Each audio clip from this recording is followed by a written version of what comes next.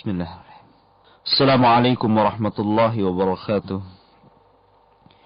Innal hamdalillah nahmaduhu wa nasta'inuhu wa nastaghfiruh. Wa na'udzu billahi min shururi anfusina was sayyiati a'malina. May yahdihillahu fala mudilla lahu wa may yudlilhu fala hadiya lahu. Asyhadu an la ilaha illallah wahdahu la syarika lahu. وأشهد أن محمدا عبده ورسوله الذي لا نبي بعده. قال الله تعالى يا أيها الذين آمنوا اتقوا الله حق تقاته ولا تموتن إلا وأنتم مسلمون. يا أيها الناس اتقوا ربكم الذي خلقكم من نفس واحدة وخلق منها زوجها وبث منهما رجالا كثيرا ونساء واتقوا الله الذي تساءلون به والأرحام إن الله كان عليكم رقيبا. يا أيها الذين آمنوا اتقوا الله وقولوا قولا سديدا يصلح لكم أعمالكم ويغفر لكم ذنوبكم ومن يطع الله ورسوله فقد فاز فوزا عظيما. فإن أصدق الحديث كلام الله وخير الحدي هدي محمد صلى الله عليه وسلم وشر الأمور محدثاتها وكل محدثة بدعة وكل بدعة ضلالة وكل ضلالة في النار نعوذ بالله من النار. Hadirin wal hadirat, ikhwatul iman wa akhwatu fillah, pendengar dan pecinta hang yang dimuliakan Allah Subhanahu wa taala. Sebagaimana biasa di pagi hari yang sangat cerah ini, kita berdoa kepada Allah Subhanahu wa ta'ala, mudah-mudahan Allah masih tetap melindungi kita dimanapun dan dalam keadaan apapun. Marilah kita senantiasa mengucap kalimat syukur pada pagi hari ini, di mana kita masih dipertemukan Allah Subhanahu wa ta'ala dalam keadaan sehat dan diberkahi Allah. Mudah-mudahan pertemuan ini adalah pertemuan yang sangat diridhai dan disukai Allah Subhanahu wa ta'ala. Karena tidak ada majlis yang paling mulia melainkan majlis ilmu di mana Allah dan Rasulnya telah memuliakannya. Salawat serta salam tak lupa pula, marilah kita senantiasa curahkan keharibaan Nabi kita Muhammad sallallahu alaihi wasallam, di mana tidak ada nabi dan rasul setelahnya, dan sesiapa yang mengaku nabi dan rasul setelahnya maka ijma' kaum muslimin dia telah kufur. Kemudian juga tak lupa doa keselamatan bagi seluruh keluarga beliau, sahabat-sahabat beliau, dan juga kita semua yang mengikuti sunnah-sunnah beliau ila yaumil qiyamah. Hadirin wal hadirat, ikhwatul iman wa akhwatu fillah, azani Allah wa iyyakum.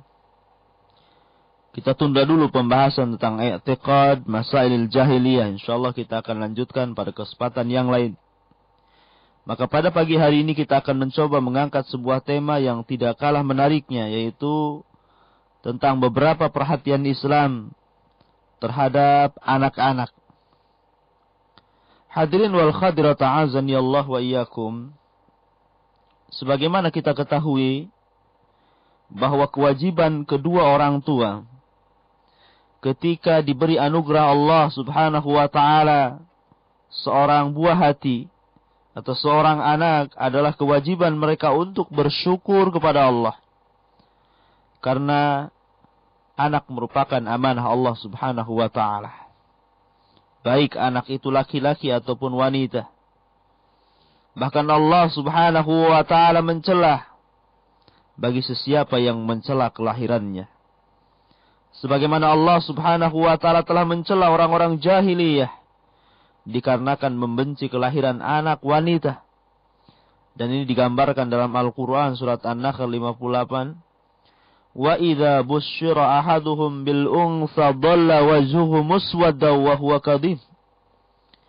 Dan apabila seorang di antara mereka diberi kabar dengan kelahiran anak perempuan, maka wajah mereka menjadi hitam dan ia pun sangat marah.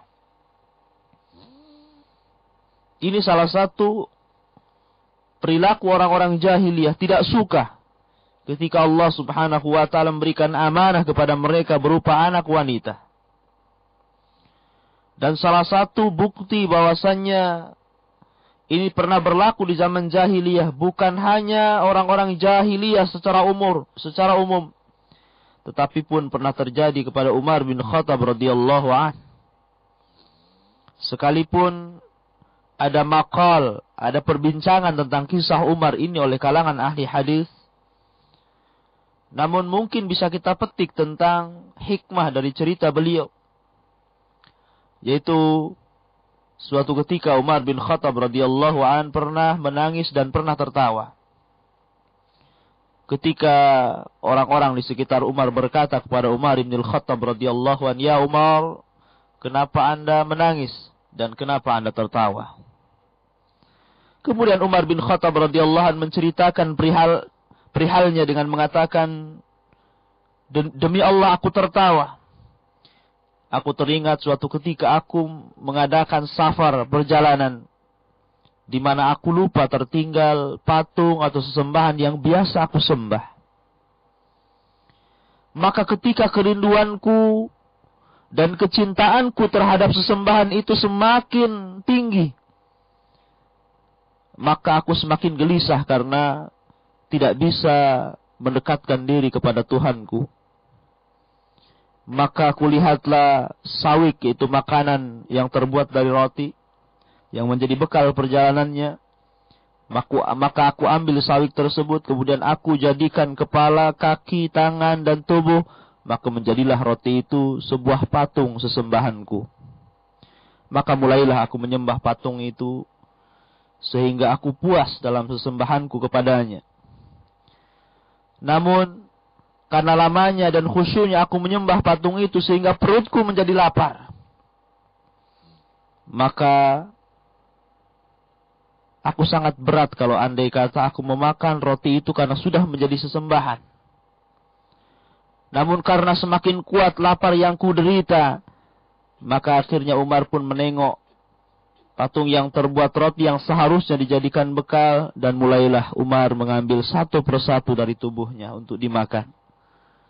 Pertama kepalanya, badannya, kakinya, tangannya, sehingga habis sesembahan Umar dimakan Umar sendiri.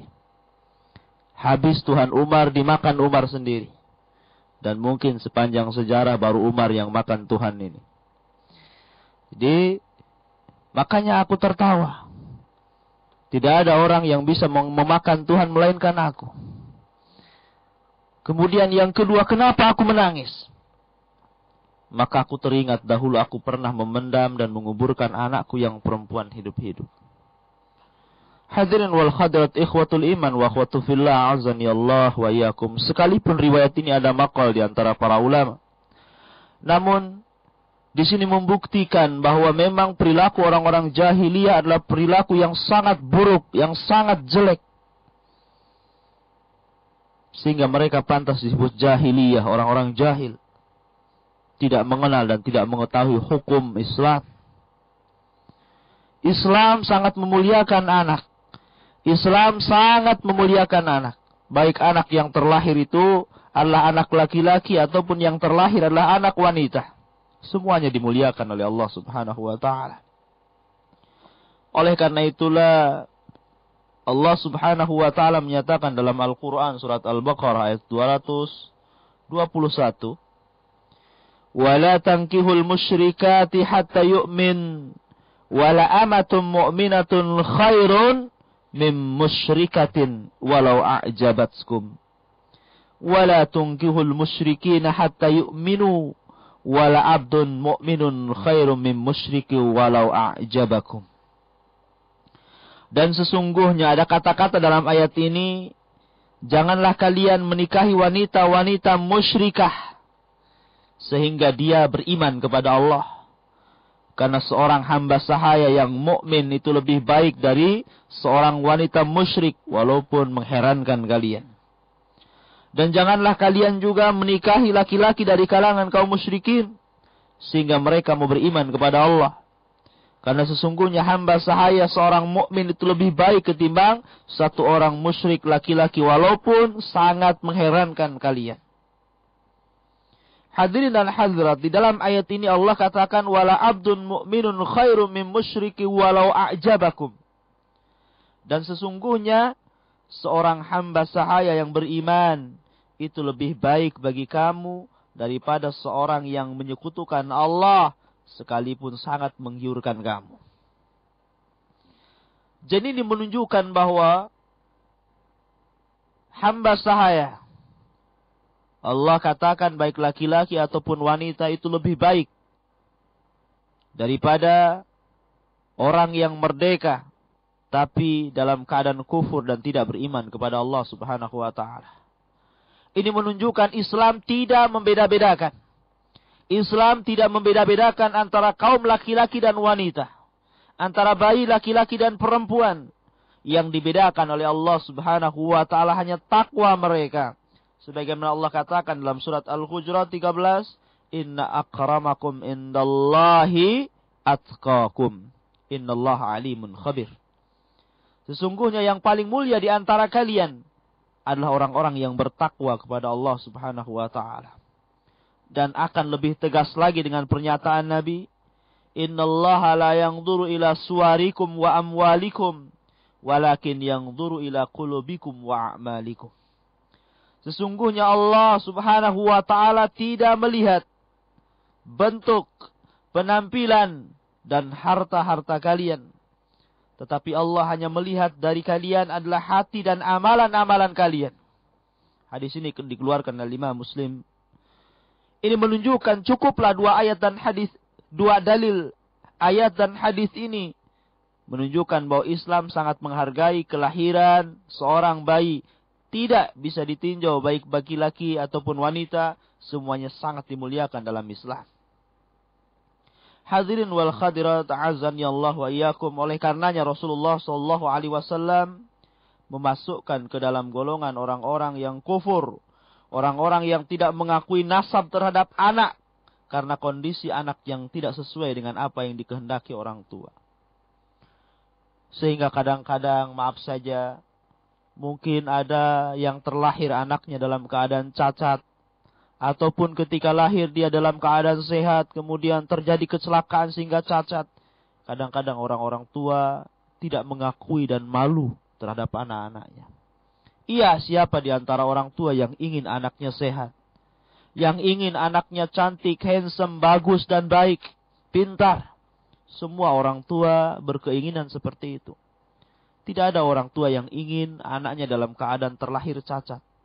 Tidak ada orang tua yang berkeinginan anaknya bodoh, anaknya tidak baik, anaknya tidak handsome, dan lain sebagainya. Semua orang tua menginginkan itu semua. Namun ketika takdir Allah Subhanahu wa taala menjemput, ketika mungkin anak yang dilahirkan dalam keadaan cacat, cacat mata, cacat kaki, tangan, dan lain sebagainya, ataupun mungkin dia terlahir dalam keadaan bagus, sehat, cantik, dan lain sebagainya, kemudian terjadi kecelakaan, sehingga kemudian menjadikan patah tulang dan lain sebagainya, maka sangat dikufurkan dalam Islam orang-orang tua yang tidak mengakui anak-anaknya, atau malu membawa anaknya yang kondisinya seperti itu. Jadi saya sarankan kepada orang-orang tua yang mungkin sudah ditakdirkan, sabarlah untuk mengurus mereka. Karena di balik kepengurusan mereka terdapat kemuliaan yang besar di hadapan Allah. Sesiapa yang merawat anak dengan keikhlasan dan ketulusannya, dan tetap mendidik mereka dan memperhatikan mereka, maka Allah jamin dengan surga Allah Subhanahu wa taala. Oleh karena itulah, sering saya katakan dari awal tadi, kadang-kadang orang tua tidak memperhatikan anaknya sebagaimana perhatian Islam terhadap anak-anak. Cukuplah sabda Nabi SAW untuk memberikan peringatan kepada mereka, kufrun bimri'in iddi'a'un nasabin la ya'rifuhu au jahduhu wa indaqqah. Suatu kekufuran dalam Islam bagi sesiapa yang mengaku-ngaku satu nasab padahal tidak mengetahuinya dan mengingkari nasab walaupun sedikit. Jadi tidak boleh kita mengingkari nasab. Kalau itu betul-betul terlahir dari rahim kita, dari rahim istri kita, dari rahim ibu kita. Dalam keadaan apapun keluar si bayi itu, ataukah dalam keadaan cacat ataupun sehat, maka kita tidak boleh mencelahnya. Tetap kita mensyukuri nikmat Allah. Karena belum tentu yang kita lihat baik itu bagus di sisi Allah. Dan belum tentu sesuatu yang kita lihat jelek itu jelek di sisi Allah. Barangkali yang kita lihat itu baik, itu jelek di sisi Allah. Dan barangkali yang kita lihat itu jelek, itu bagus di sisi Allah subhanahu wa ta'ala. Allah tidak memikulkan bebannya kepada hamba yang tidak mereka kuat untuk memikulnya. Hadirin dan hadirat, di lain pihak ada orang-orang yang tidak mau menghadapi kenyataan hidup yang penuh dengan tantangan dan cabaran dikarenakan sempitnya ekonomi dan kurangnya keyakinan tawakal mereka kepada Allah. Sehingga di antara sebagian orang-orang tua ada yang berani membunuh anak-anaknya dikarenakan takut menyeret kepada kemiskinan. Hanya karena meyakini sebuah alasan menghidupi diri sendiri saja sudah susah payah, apalagi menghidupi orang lain. Sehingga kemudian dengan beraninya sang ibu membunuh anaknya dengan cara menelantarkannya, membuangnya di jalan, membuangnya di tong sampah. Ya, maka ini sebuah hal yang sangat dicela dalam Islam. Perhatikan firman Allah Subhanahu wa taala surat Al-An'am ayat 151, ayat 151. Qul ta'alau atslu ma harrama rabbukum alla tusyriku bihi syai'a wa bil walidaini ihsana wa la taqtulu auladakum min imlakin nahnu narzuqukum wa iyyahum wa la taqrabul fawahisha ma dhahara minha wa ma batan wa la taqtulun nafsa allati harramallahu illa bil haqq dzalikum wassaqum bih la'allakum ta'qilun. Katakan ya Muhammad, marilah aku bacakan apa yang diharamkan Allah kepadamu. Yang pertama, janganlah engkau mempersekutukannya dengan apapun. Yang kedua, hendaklah berbuat baik kepada ibu bapakmu. Dan yang ketiga, janganlah membunuh anak-anakmu karena takut kemiskinan. Kamilah yang memberi rizki padamu dan kepada mereka. Janganlah kamu mendekati perbuatan keji baik yang terlihat ataupun yang tersembunyi. Dan janganlah kamu membunuh orang-orang yang diharamkan Allah kecuali dengan alasan yang benar. Demikian dia memerintahkan kepadamu agar kamu mengerti. Hadirin ikhwatul iman, pecinta dan pendengar hang dimanapun berada yang dimuliakan Allah subhanahu wa ta'ala. Di sini Allah katakan, wala taqtulu auladakum min imlak.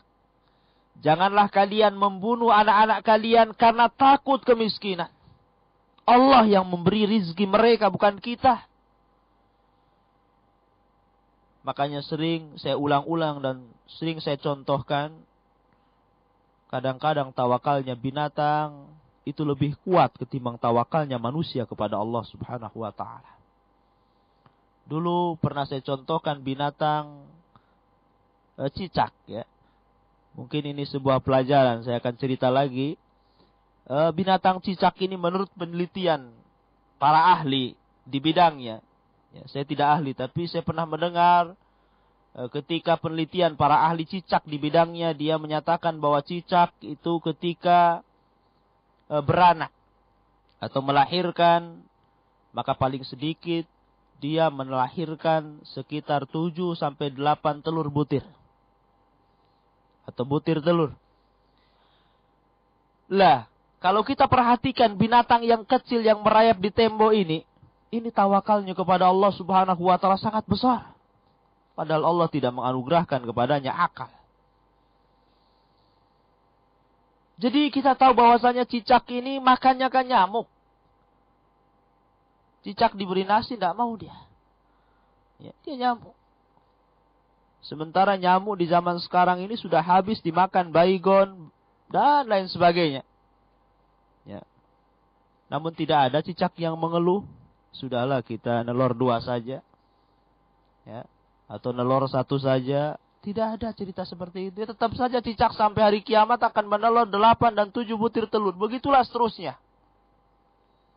Sementara di kalangan kita manusia, ada yang beralasan dengan ekonomi, sudahlah kita beranak 2 saja. Ya. Sehingga kemudian terjadilah hal-hal yang tidak diinginkan. Di antara kaum muslimin ada yang membunuh anak-anak mereka karena takut kelaparan, karena takut ekonomi. Tidak boleh. Islam sangat melarang. Allah katakan dalam Al-Quran, وَلَا تَقْتُلُوا أَوْلَادَكُمْ مِنْ إِمْلَاقٍ. Janganlah kalian bunuh anak-anak kamu karena takut kemiskinan. Dalam ayat yang lain, dalam Al-Isra 31, Allah katakan, وَلَا تَقْتُلُوا أَوْلَادَكُمْ خَشْيَةَ إِمْلَاقٍ نَحْنُ نَرْزُقُهُمْ وَإِيَّاكُمْ wa inna qatlahum kana khat'an kabirah. Janganlah kamu membunuh anak-anakmu karena takut miskin. Kami yang memberi rizki kepada mereka dan kepada kamu, karena membunuh mereka adalah sebuah kesalahan yang besar dalam Islam, atau kabair, dosa besar. Bahkan Allah tegaskan lagi, qad khasiral ladzina qatalu auladahum safahan bighairi ilmin wa harramu ma razaqahumullahu iftira'an 'ala Allah qad dhallu wa ma kanu muhtadin. Dalam surat Al-An'am ayat 140 Allah lebih menegaskan lagi, sungguh telah merugi siapa mereka yang telah membunuh anak-anak mereka karena kebodohan tanpa ilmu dan mengharamkan rizki yang dikaruniakan Allah kepada mereka. Jadi tidak pandai merawat anak atau sampai kemudian membuang dan melantarkan atau lebih keji lagi sampai membunuh. Ini salah satu bentuk mengharamkan rizki Allah subhanahu wa ta'ala. Islam melarang. Tidak boleh menelantarkan mereka. Oleh karena itulah ada beberapa perhatian yang perlu diperhatikan orang tua terhadap anaknya atau ketika kelahiran anaknya. Dan ini sangat penting untuk diperhatikan oleh kaum ibu, kaum bapak dimanapun berada. Ya. Yang pertama, hendaklah mendoakan berkah dan mentahnik sewaktu kelahiran anak. Ini sangat dianjurkan dan disunnahkan. Sebagaimana diterangkan dalam riwayat Muslim, di mana Rasul Shallallahu Alaihi Wasallam didatangi oleh seorang sahabiah Asma binti Abi Bakar, di mana ia membawa anak yang baru dilahirkan yaitu Ibnu Zubair. Lalu bayi tersebut diletakkan di pangkuan Nabi. Kemudian Nabi Shallallahu Alaihi Wasallam meminta sebuah butir kurma dan mengunyahnya. Setelah itu Rasulullah Shallallahu Alaihi Wasallam menyuapkannya dan mendoakan berkah kepadanya, yaitu kepada Ibnu Zubair. Ya. Diriwayatkan pula dari Ummul Mukminin Aisyah radhiyallahu anha, ia berkata, "Anna Rasulullah Shallallahu Alaihi Wasallam kana yu'ta bis-sibyan, fayubarrik alaihim wa yuhannik." Suatu ketika dibawakan ke hadapan Nabi anak-anak bayi yang baru lahir, maka Nabi Shallallahu Alaihi Wasallam mendoakan berkah dan mentahniknya. Jadi di sini syariat mengajarkan agar kita mendoakan berkah dan juga mentahnik, mengunyah kurma. Ini menunjukkan bahwa apa yang dilakukan oleh umumnya masyarakat tidak memiliki perhatian kepada anak-anak yang baru dilahirkan, ini sangat bertentangan dengan Islam, apalagi sampai kemudian membunuhnya. Islam justru disuruh mendoakannya. Mendoakan apa? Berkah, keberkahan, kebaikan. Karena mungkin siapa tahu dengan anak inilah mungkin ekonomi ketika orang tua sudah lanjut dibantu, ataupun mungkin ketika orang tua sudah meninggal, anaklah yang menyelamatkan orang tua dari siksa api neraka. Siapa yang tahu? Kita tidak tahu. Mungkin ketika kita memiliki anak, kita bersusah payah mendidiknya. Tetapi mungkin ketika anak itu besar, tidak mustahil justru anak itu membantu orang tuanya. Karena sangat rugi betapa banyak orang-orang tua yang tidak memiliki anak, mereka susah payah sehingga mengadopsi dan lain sebagainya. Namun di sebagian pihak ada yang diberikan anugerah Allah berupa anak, justru malah ditelantarkan. Maka Islam sangat mengharamkan. Bukankah Rasulullah pernah mengatakan, "Idza mata ibnu Adam inqata 'amaluhu illa min salasin, shadaqatin jariyah aw ilmin yuntafa bihi aw waladin salih yad'u lahu." anak Adam tidak meninggal melainkan 3 perkara yang ia bawa. Sedekah yang mengalir, ilmu yang bermanfaat, dan anak yang saleh yang mendoakannya. Mungkin kita ketika kelahiran anak, kita yang mendoakan anak. Supaya anak ini menjadi berkah dan baik. Tetapi ketika kita sudah wafat, terbalik, anak akan mendoakan kita. Dan itu sebuah kebahagiaan yang tidak ternilai harganya.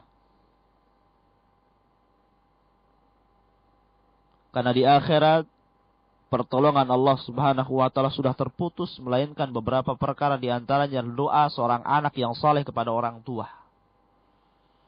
Oleh karena itulah, dari siaran ini saya wasiatkan kepada seluruh ibu-ibu ataupun bapak-bapak yang memiliki anak, termasuk saya pribadi yang berbicara. Maka didiklah anak-anak kita dengan didikan yang islami. Karena dengan demikian anak kita mampu menjadi anak yang birrul walidain, berbakti kepada orang tua. Di mana di masa sekarang ini sangat jarang sekali anak-anak yang mau berbakti kepada orang tua. Banyak di antara anak-anak kita yang kurang ngajar kepada orang tua. Banyak di antara kita justru anak menelantarkan orang tua. Kenapa? Sebab pendidikan orang tua terhadap anak tidak benar. Sehingga menjadi bumerang itu sendiri. Oleh karena itulah, sahabat Nabi Shallallahu Alaihi Wasallam atau para sahabat Rasulullah Shallallahu Alaihi Wasallam sering bertanya kepada Nabi Shallallahu Alaihi Wasallam soal pendidikan anak-anak mereka. Karena memang Islam sangat perhatian kepada anak-anak, karena anak-anak adalah cikal bakal kelak meneruskan perjuangan kita orang tua, baik di dunia ataupun di akhirat, dan begitulah seterusnya. Jadi ketika kecil kita doakan, kita datang kepada orang yang saleh, kita minta doanya sebagaimana para sahabat Nabi Shallallahu Alaihi Wasallam datang pada Nabi Shallallahu Alaihi Wasallam untuk meminta berkah kepada mereka dan mentahniknya. Kemudian yang nomor 2, hendaklah menyusui anak selama 2 tahun, jika tidak ada halangan. Karena banyak wanita-wanita karir yang kemudian menyusukan anaknya kepada orang lain, bahkan disusu kalengkan oleh mereka, sehingga jadi anak kaleng akhirnya. Padahal Allah katakan di dalam surat Al-Baqarah ayat 233, wal walidatu yurdi'na auladahun haulaini kamilain liman arada an yutimma rada'ah. Para ibu hendaklah menyusui anaknya selama 2 tahun penuh bagi yang hendak menyempurnakan penyusuannya. Dalam ayat ini menjelaskan kepada kita adanya perintah bagi kaum ibu untuk menyusui anak-anaknya selama 2 tahun. Namun diperbolehkan juga untuk menyapihnya kurang dari 2 tahun. Ataupun bagi para ibu yang memiliki udzur syar'i diperbolehkan untuk menyusukan anaknya kepada orang lain dengan catatan wanita yang menyusui itu adalah wanita yang solehah, yang taat beribadah. Karena air susu juga memiliki pengaruh akan pertumbuhan anak bagi kelak di masa depan. Dan ini dinyatakan oleh sahabat Ali radhiyallahu an, tidak boleh menyusukan anak kepada wanita yang keji, yang gila, karena air susu dapat mempengaruhi anak. Sebagaimana dijelaskan dalam kitab Minhajut At-Tarbiyah. Jadi boleh memang disusukan kepada orang lain, tetapi ingat, ibu yang bakal menyusui adalah ibu yang salihah. Ibu yang betul-betul baik. Bukan ibu-ibu gila, ibu-ibu keji, yang menjadikan kemudian anak kita terpengaruh dengan air susu mereka. Dan sebaik-baik wanita yang menyusui adalah ibu kandungnya sendiri. Karena mungkin sebab kelainan anak karena disusukan kepada wanita-wanita yang tidak jelas. Wanita-wanita yang tidak saleh. Wanita-wanita yang buruk akhlaknya. Dan ini kesalahan ibu-ibu. Ya. Mohon diperhatikan karena Islam sangat menjunjung tinggi harkat dan derajat anak di mata syariat. Kemudian juga hendaklah melaksanakan khitan. Khitan adalah termasuk fitrah manusia. Sebagaimana disabdakan Nabi Shallallahu Alaihi Wasallam, al-fitratu khamsun, al-khitanu, wal-istihdadu, wa qassus syarib, wa taqlimul adfar, wa natful ibad. Ada 5 hal termasuk fitrah, sunnah manusia. Berkhitan yang pertama, mencukur bulu kemaluan, memotong kumis bagi laki-laki, memotong kuku, dan mencabut bulu ketiak. Dan diriwayatkan dalam riwayat yang lain, an Utaim ibni Kulayb, an abihi an jaddihi annahu ja'a an-nabiy sallallahu alaihi wasallam faqala qad aslamtu faqala lahu an-nabiy sallallahu alaihi wasallam alqi anka sya'ral kufr wakhtatin. Dari Utaim bin Kulayb, dari bapaknya, dari kakeknya, bahwasanya ia datang pada Rasul sallallahu alaihi wasallam seraya berkata, saya telah masuk Islam ya Rasul. Maka Rasul sallallahu alaihi wasallam bersabda, buanglah rambut kekufuranmu dan berkhitanlah kamu. Hadis ini dikeluarkan Abu Dawud, Baihaqi dan Ahmad dan disahihkan oleh Syekh Nasiruddin Al-Albani dalam kitab Irwa'nya. Kemudian juga diriwayatkan dalam hadis Jabir, dinyatakan aqqa Rasulullah sallallahu alaihi wasallam anil Hasan wal Husain wa khatanahuma li sab'ati ayyamin. Bahwa Nabi sallallahu alaihi wasallam mengakikahi Hasan dan Husain dan mengkhitan keduanya ketika berumur 7 hari. Dan perlu juga diketahui khitan ini merupakan sunnah Nabi Ibrahim alaihi salatu wassalam yang disebutkan oleh Rasul sallallahu alaihi wasallam an Abi Hurairah radhiyallahu an anna Nabiy sallallahu alaihi wasallam qala ikhtatana Ibrahim Khalilur Rahman ba'da ma atat alaihi 80 sanatan. Dari Abu Hurairah radhiyallahu an, Nabi Ibrahim Khalilur Rahman berkhitan setelah berumur 80 tahun. Hadis ini dikeluarkan oleh Imam Al-Bukhari dan Muslim. Sedangkan kita disuruh untuk mengikuti agama Ibrahim dalam Al-Quran. Anittabi' millata Ibrahim. Hendaklah kita mengikuti ajaran dan agamanya Ibrahim. Hadirin wal hadirat ikhwatul iman. Jadi khitanlah perkara yang sangat dianjurkan. Dan hendaklah diperhatikan oleh seluruh orang tua. Namun pernyataannya adalah apakah khitan itu berlaku juga bagi laki-laki ataupun bagi wanita? Ataukah khitan hanya berlaku bagi kaum laki-laki dan tidak bagi kaum wanita? Maka dalam masalah ini memang ada beberapa perselisihan di antara para ulama. Jadi tentang khitan bagi kaum wanita, kalau bagi kaum laki-laki sepakat para ulama tidak ada perselisihan. Khitan bagi kaum laki-laki hukumnya wajib. Ya. Bahkan setiap mu'allaf, orang-orang non-muslim ketika masuk Islam maka wajib dikhitan. Dan ulama tidak berselisih dalam masalah khitan bagi kaum laki-laki. Ulama hanya berselisih tentang hukum khitan bagi kaum wanita. Yang pertama di antara mereka para ulama mengatakan bahwa hukum wanita sama dengan laki-laki. Kecuali ada dalil yang membedakannya. Sebagaimana Rasulullah mengatakan, innaman nisa'u syaqaiqur rijal. Wanita itu saudara kandung bagi kaum laki-laki. Artinya tidak dibedakan.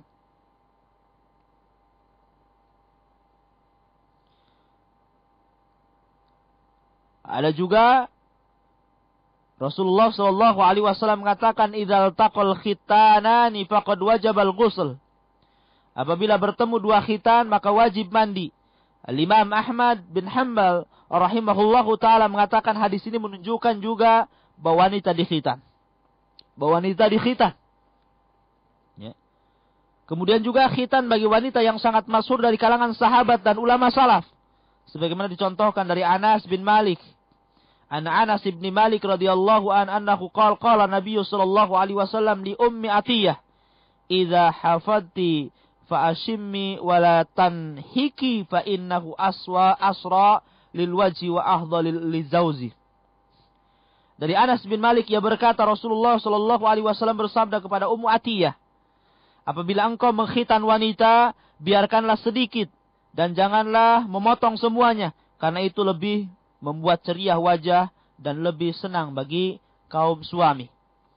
Hadis ini dikeluarkan oleh Al-Khatib dalam tarikhnya dan Ad-Dulabi berkata Albani, hadis ini dengan seluruh jalan dan penguatnya adalah hadis yang sahih. Kemudian juga Syekhul Islam Ibnu Taimiyah pernah ditanya, apakah wanita itu dikhitan ataukah tidak? Maka beliau menjawab, tentu wanita juga dikhitan. Dan khitannya adalah dengan cara yang sudah ditentukan oleh syariat. Ya. Yang sudah ditentukan oleh syariat. Dan Al-Imam An-Nawawi rahimahullahu ta'ala juga berpendapat bahwa yang sahih, yang ditegaskan Imam Syafi'i dan ulama yang lainnya, bahwa khitan itu wajib bagi laki-laki dan wanita. Namun berbeda dengan apa yang diungkapkan oleh Imam Ibnu Qudamah. Khitan itu wajib bagi kaum laki-laki tapi hanya sekedar dimuliakan bagi kaum wanita. Sebagaimana ditegaskan dalam kitab Al-Mughni. Ada juga yang mengatakan seperti Syekh Ibnu Utsaimin bahwa pendapat yang paling kuat adalah pendapat khitan wajib bagi laki-laki dan sunnah bagi kaum wanita. Kenapa bagi kaum laki-laki wajib dan bagi kaum wanita itu adalah sunnah? Alasannya adalah sebagaimana dinyatakan oleh Syekhul Islam Ibnu Taimiyah. Ini dikarenakan khitan bagi kaum laki-laki adalah untuk menghilangkan najis yang terdapat pada kulit penuh zakar. Sementara bagi kaum wanita hanya untuk menstabilkan nafsu syahwat mereka saja. Tapi yang jelas, di antara perbedaan apakah bagi wanita diwajibkan khitan ataupun disunnahkan, yang jelas adalah khitan bagi kedua-duanya sangat dianjurkan dalam Islam. Dan kita tidak boleh kemudian menyelisihi apa yang sudah disepakati oleh para ulama. Karena ada di sebagian tempat yang sebagian manusia yang mengatakan bahwa khitan itu justru tidak boleh dilakukan untuk wanita. Maka kita katakan dalil tentang khitan bagi wanita sudah sangat jelas. Dan pernah dilakukan di zaman sahabat Nabi SAW. Dan ini sudah banyak diperbincangkan oleh para ulama dalam kitab-kitab fikih mereka. Jadi tidak bisa kemudian kita ingkari hukumnya. Hadirin wal hadirat ikhwatul iman wa akhwatu fillah. Ini diantara yang disebutkan tentang masalah khitan. Kemudian selanjutnya, pendidikan kita kepada anak adalah memberi pendidikan sejak dini. Jangan biarkan anak kemudian terlepas dari pendidikan. Karena sebagian orang tua, maaf saja, orang tua yang mungkin lebih sibuk kepada pekerjaan mereka, dan istri-istri sudah jadi ibu-ibu karir, di antara mereka ada yang kemudian mempercayakan anak-anak mereka kepada para pembantu yang sama sekali notabene-nya tidak memiliki pendidikan. Tidak memiliki pendidikan yang cukup, tidak memiliki akhlak yang baik. Sehingga kemudian anak tumbuh dewasa bukan pendidikan orang tua tapi para pembantu, sehingga menjadi anak-anak yang tidak jelas akhlaknya. Oleh karena itulah apa yang dinyatakan oleh seorang penyair, innal ghasuna idza qawamtaha i'tadalat wala talinu idza qawamathul khashabu qad yanfa'ul adabul ahdatsu fi sigharin walaysa yanfa'u inda syaibatil adabu. Sungguh ranting yang masih kecil akan mudah berdiri tegak apabila engkau tegakkan, dan sangat mustahil bagi engkau melunakkannya apabila ia telah menjadi sebatang kayu. Sungguh pendidikan anak akan sangat berguna bila ditanamkan pada waktu mereka belia. Dan pendidikan akan menjadi sia-sia buat mereka manakala engkau tanamkan ketika mereka dalam keadaan tua renta. Ini menunjukkan bagaimana pendidikan itu sangat penting dilakukan ketika anak-anak kita masih kecil. Makanya Rasulullah SAW mencontohkan kepada seorang anak kecil ketika makan dengan tangan kirinya, maka Rasulullah mengatakan, ya gulam, samillah, wakul biyaminik. Wahai anak kecil, bacalah bismillah, makanlah dengan tangan kananmu. Dan juga Allah Subhanahu wa taala merekamkan apa yang dinyatakan Luqmanul Hakim terhadap anaknya. Wa idh qala Luqmanu libnihi wa huwa ya'iduhu ya bunayya la tusyrik billah innasyirka la dzulmun 'adzim. Dan ingatlah tatkala Luqman berkata kepada anaknya dalam keadaan menyampaikan nasihat, wahai anakku, jangan kau sekutukan Allah Subhanahu wa taala. Pernahkah kita selaku orang-orang tua mendidik anak, menanamkan akidah kepada anak-anak kita? Apakah justru kita sibuk dengan gemerlapnya kehidupan dunia? Tidakkah diketahui bahwasannya kelak anaklah yang akan menyelamatkan kita di dunia wal akhirah?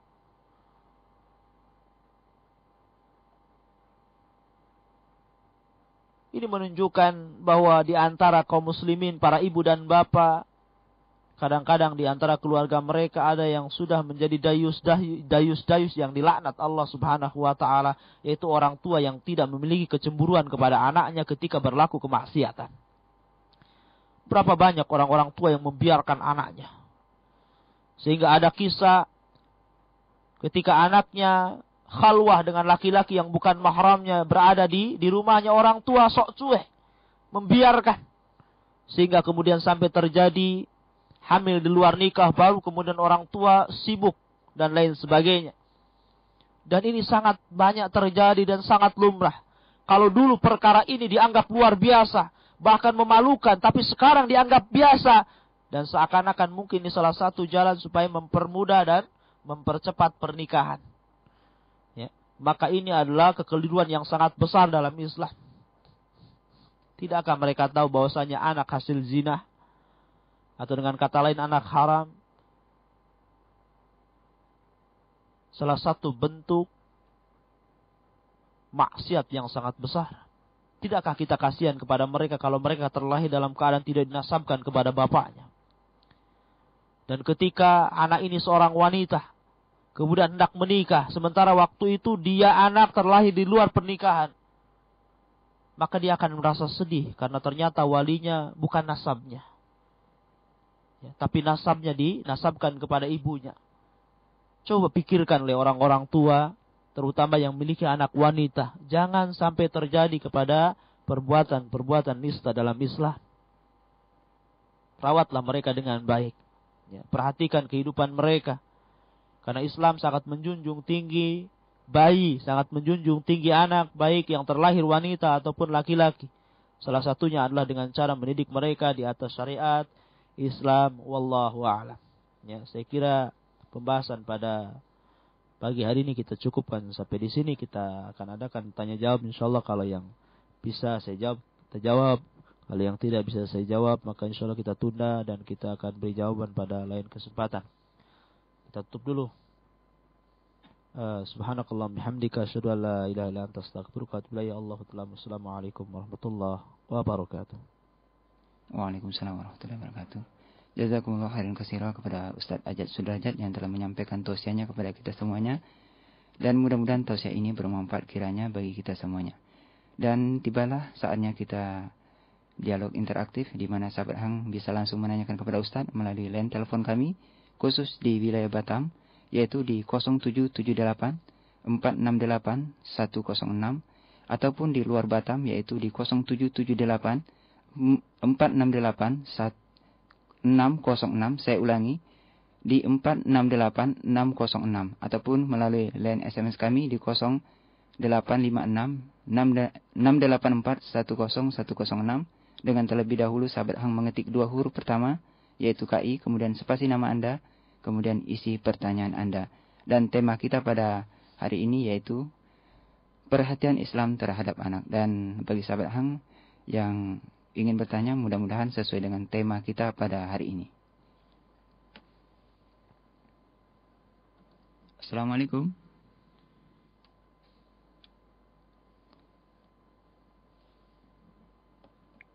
Assalamualaikum. Assalamualaikum. Waalaikumsalam warahmatullahi wabarakatuh. Dengan Bapak siapa dan di mana Bapak? Dengan Fauzan Abdillah. Silakan pertanyaan Bapak. Begini Ustaz. Kewajiban orang tuanya. Apakah dia itu harus capable seperti seorang ustaz, apa sampai cukup sampai batas apa untuk bisa menjamin tentang pendidikan anaknya, terutama khususnya pendidikan akhiratnya. Soalnya bayangan sementara ini kan orang yang capable untuk melakukan itu udah sekelas seorang ustadz gitu. Jadi sebagai seorang bapak kadang mikirnya kita belum tahu apa-apa untuk bisa mengajari anak-anak kita gitu. Itu aja. Syukran. Ya, bismillah, alhamdulillah. Pertanyaan sangat bagus sekali. Ya tentu semuanya berawal dari awal. semuanya berawal dari awal. Di antaranya adalah apa yang saya maksudkan ketika seseorang laki-laki yang hendak mencari pasangan, maka sangat dianjurkan dalam Islam hendaklah mencari seorang calon ibu yang sangat salehah.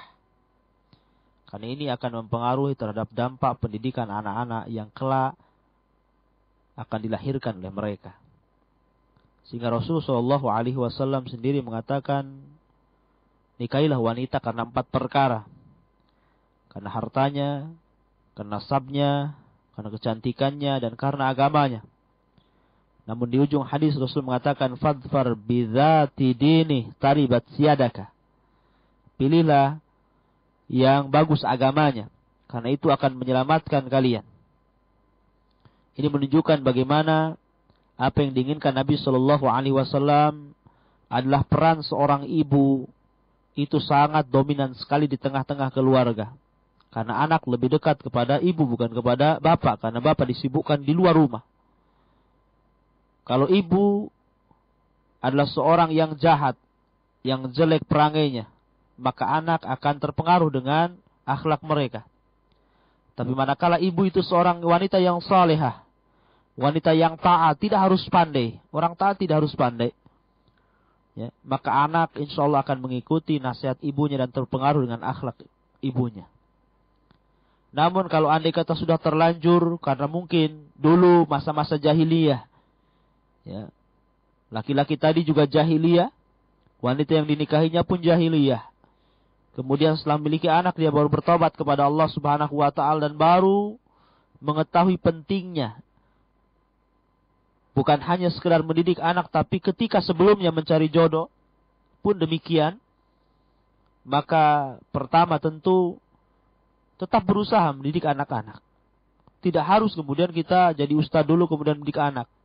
Kalau harus menjadi ustaz dulu, maka sangat susah. Ya. Sekarang banyak pendidikan-pendidikan yang sifatnya mengajarkan kepada agama, kita berikan kepada mereka.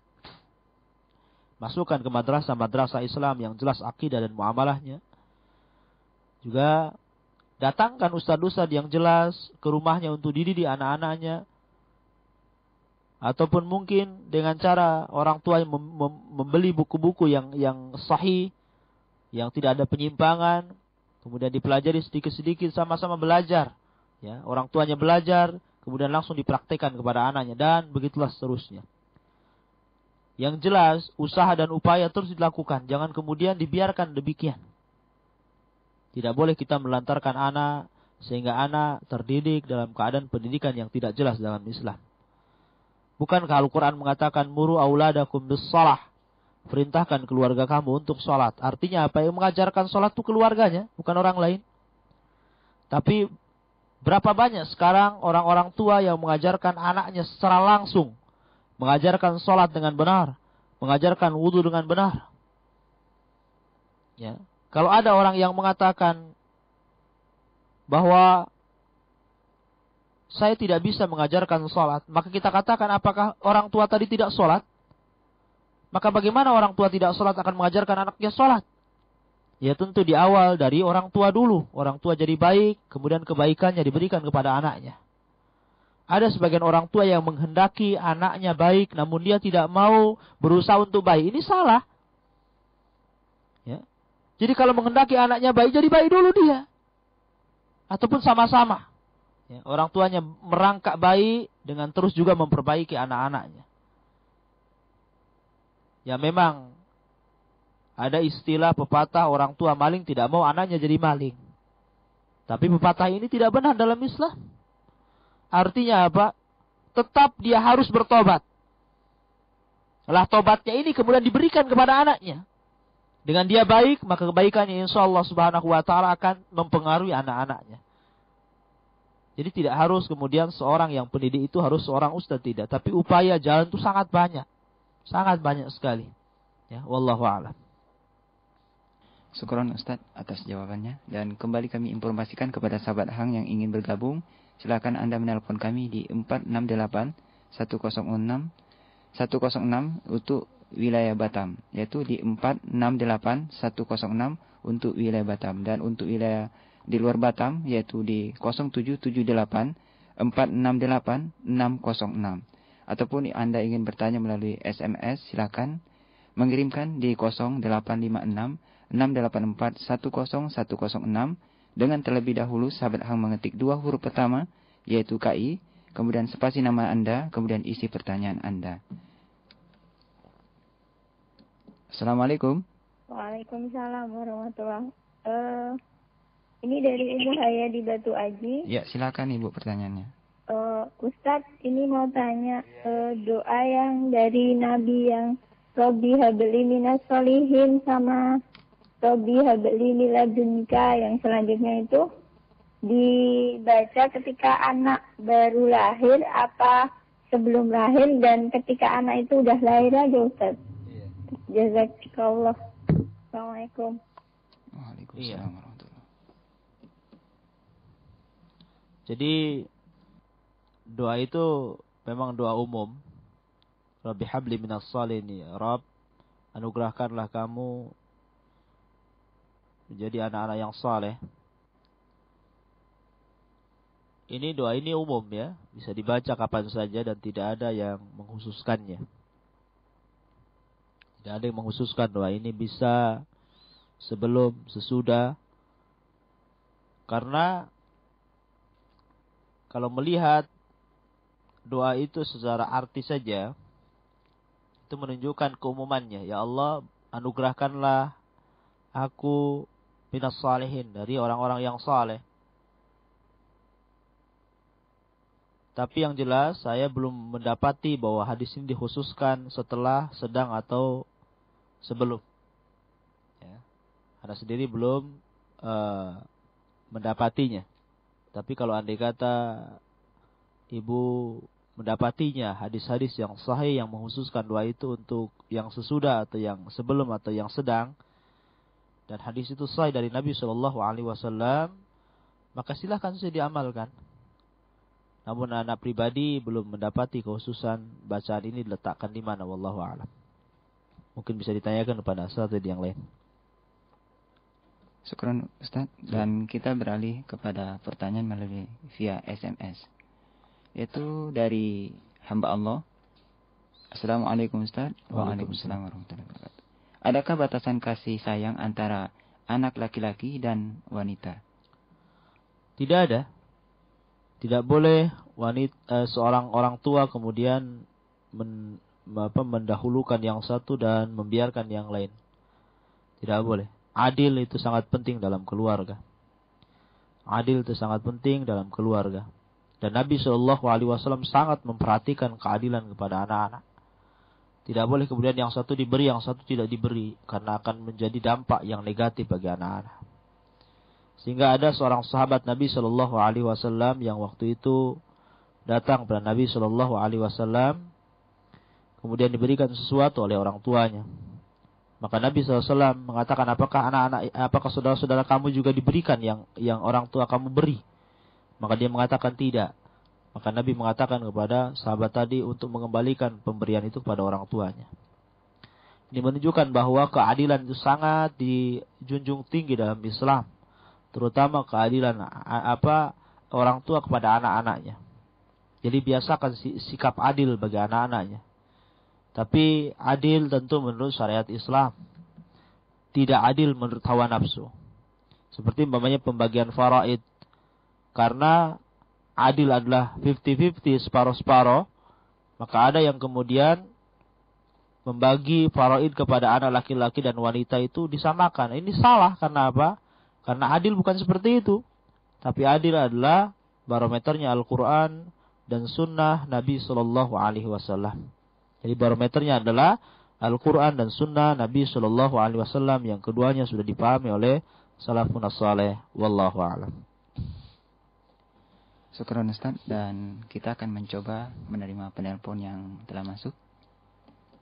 Assalamualaikum. Waalaikumsalam warahmatullahi wabarakatuh. Dengan Bapak siapa dan di mana Bapak? Di Nagoya, ini hamba Allah. Ya, silakan pertanyaannya Bapak. Waalaikumsalam. Waalaikumsalam warahmatullahi. Saya mau nanya masalah nikahan. Ini anak kalau belum dikekah, sedang orang tuanya belum dikekah juga. Yang mana lebih abdol duluan atau hukumnya gitu Pak Ustaz?